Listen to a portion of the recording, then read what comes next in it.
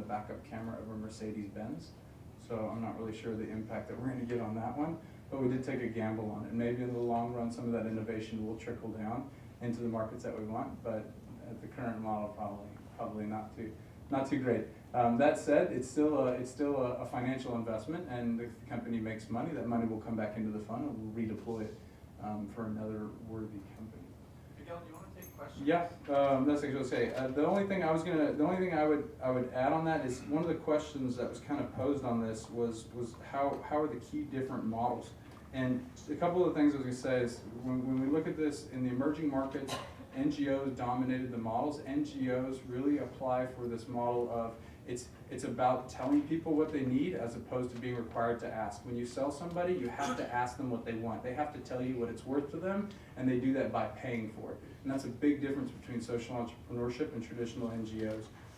Another one is the sachet economics. A big thing about learning to do something as a social entrepreneur is that the financial markets, the financial capacity of the people that you're dealing with is not as great, even in the United States. So you have to learn how to break your product down into bite sizes that are affordable for people in those markets. That can be very tricky on a business model. There's some great examples out there. You can look at it.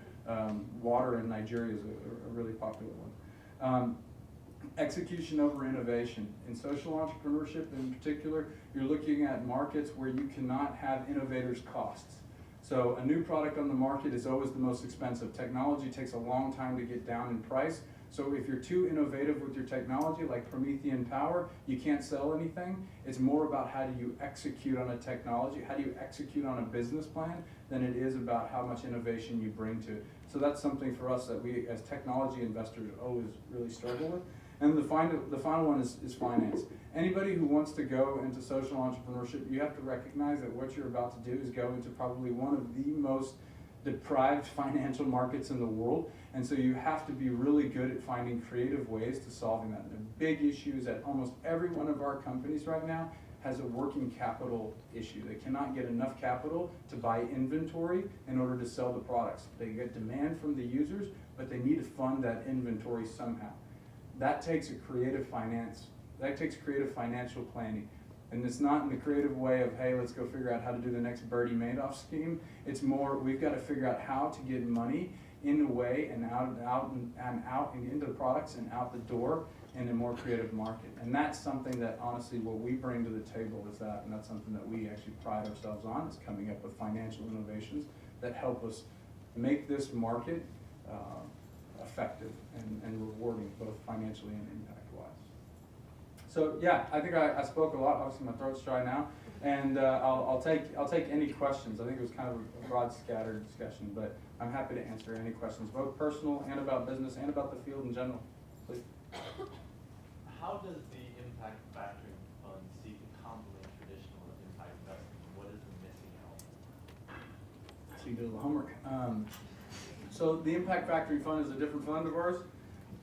It doesn't invest in equities like what we do here. It invests in accounts receivable purchasing or working capital issues. So the biggest thing is, like I said, if you take a solar home company, they got to go and figure out how do you finance it. A solar home system in Uganda is going to run you, a decent sized one's going to run you about $500 to $600. $500 to $600 is more than the annual income of a lot of people, most people. So how do you break that down into a cost that they can afford? You charge them a monthly payment, but you're not going to, who's paying for that? That means that the company is having to finance that system for, let's say, 12 months, 18 months, 24 months. And if I'm a company and I'm selling 1,000 units a month, and I'm having to finance those, that means that after 12 months, I have 12,000 units that I pay for, and I've only collected on about 1/10 or so of that cash. So I have big need for inventory. I need to borrow money from somewhere. And most people and most banks are very different than investors. Investors look at the future and where you're going. Banks look at where you've been. It's not knocking on banks. That's just the model. I used to lend, and I understand how lending economics work really well. But I can tell you that investors are willing to take a different risk. And so the impact factoring fund bridges that gap when companies don't have enough history to go to the bank, but they need that type of financing. And we provide that by taking a little bit of a different approach to how we finance it, mostly by doing accounts receivable financing. It's a little bit more expensive for the entrepreneurs, but at a time like that where they need to grow, there's really not a lot of choice. Great question. No, thanks. Going back to the sort of mobile phones and using that as a payment method, where does the ultimate liquidity come from there? So is there some kind of company that allows people to put money on their phones and then, let's say they pay for something, that company can go back and actually transition that to cash? So it's actually a really astute question. So liquidity in the marketplace of mobile finance is probably one of the biggest issues. So mostly what happens is you go to a store and you top up your cash on your phone by giving that to the clerk. That clerk ends up holding that cash. Now the problem is, eventually he's got to get that cash to a bank, and that bank has to transfer it to the cell phone company, which holds it in a custodial account. In other words, that account is not something that the cell phone company can use. They have to just hold that money in that custodial account because it's your money and you can use it whenever you want to. But to get it to that custodial account means that that merchant has to go aggregate all this money and then go make that deposits. On the back end, a system, the finance system on the phone, essentially it sends it to, when you text it in, it goes through a gateway. That gateway puts it into an accounting system. That system has to corroborate where all that money goes. But the big issue is liquidity, because I take this money and now I have to go to the bank and I have to put it, and that's great, but I have to put it at the bank and then someone comes in and says, hey, I want to cash out. In other words, I want to get money off my phone. I'm going to text it to you. I'm going to text you the money and you give me the cash. That's what the merchants are supposed to be doing. A lot of times, actually they say up to 70% of the time, that during different periods in the month, the merchants don't have enough cash in order to provide it to you. And banks don't do that because it's a non-banking entity. So they have to go to, you have to go to that merchant, hope the merchant has enough cash on hand that you can get the cash out of the system.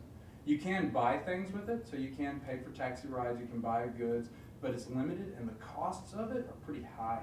So most people really just use it when I want to send money to my mom in the countryside, or I want to send money to a friend in a different part of town, and I use it that way, which means that that liquidity becomes a huge issue, and it is staggering. Actually, one of the main reasons that mobile banking, the way that it's done right now in Kenya at least, which is that the cell phone company, the telco is the bank, that won't be duplicated anywhere in the world. You're going to see that go through banks because liquidity is one, too hard, and it creates too much of a risk.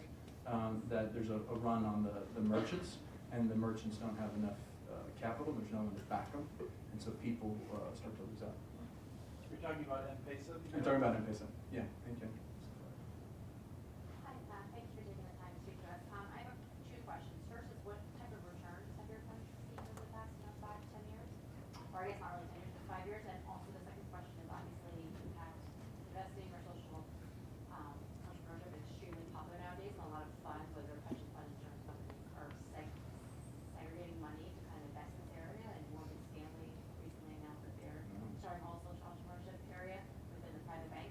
How do you see that going forward in the next 3 to 5 years, from your perspective of raising money and being able to get other sources of It's a good thing. I mean, we're at about 20% returns right now, 22% on the Q3 reports. So that's, I mean, that's okay, but that's unrealized returns. So we're an equity fund, so that does go up and down. So whenever we make a new investment, that new investment has essentially a 0 return. So that drops down right after you make investments. It'll go back up as they get reevaluated. That same time, right now, if we were in a traditional market and I went out and raised money on a 22% unrealized return as a venture capital fund, I'd do just fine. Yeah. So in that regard, we're pretty competitive with our peers, even our peers that are just trying to make money.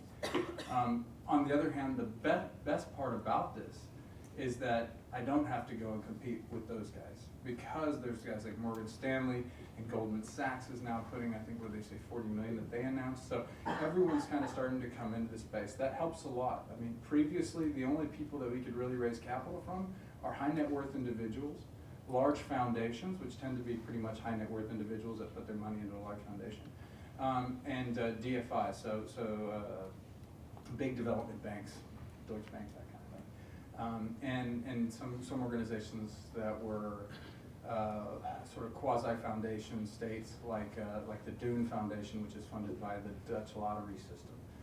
That's the kind of things, that's the kind of groups that we would have to raise money from. Now that we can go to more traditional investors, it's great. The hard part about that is that the burden on us to prove that those 22% are actual is very high, and it's not very good. So I don't see them moving money into this space, into emerging markets just yet.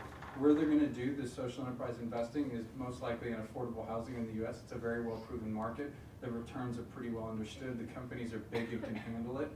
They don't wanna move an investment of even $5 and $10 million. They usually like to move a lot more money than that at a given chance. And there's not a lot of funds that, with a risk profile that can tolerate it.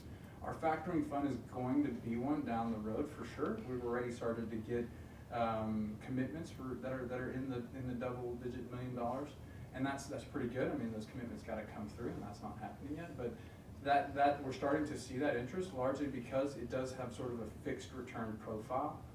That's a little bit later, but we got a long way to prove. I mean, you have to start to prove it, and no one in this field has proven any kind of long-term returns or real returns.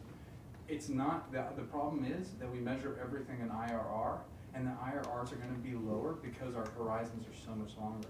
So for those of you guys who don't know a lot about fund mechanics, IRR is essentially the amount of money that you get on the return on your investment, how much profit you make on an investment, but it calculates the time frame of the investment. So it discounts that time frame of the investment. So the longer that investment period is, the lower you're gonna have an IRR for the same return.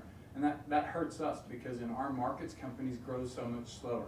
So in the US market, to go from in $1 million company to a $20 million company in 5 years is very reasonable. In our markets, that's really difficult. So we imagine and we predict that our IRRs are gonna be lower overall, which means that we're probably gonna have to kind of lean a little bit more on the DFIs, the big foundations. High net worth individuals are great. I mean, high net worth individuals have given us a ton of money. So I think from that standpoint, there's still plenty out there for the small VC type.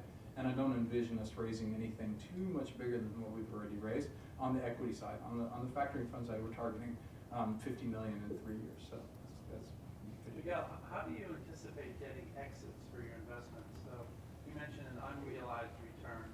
Right. At some point, they have to be realized, right? That's right. So hopefully it's not entry into the public markets, or if it is, it's done the right way. But what other ways can you get an exit? Well, I would say that there's more and more interesting public markets.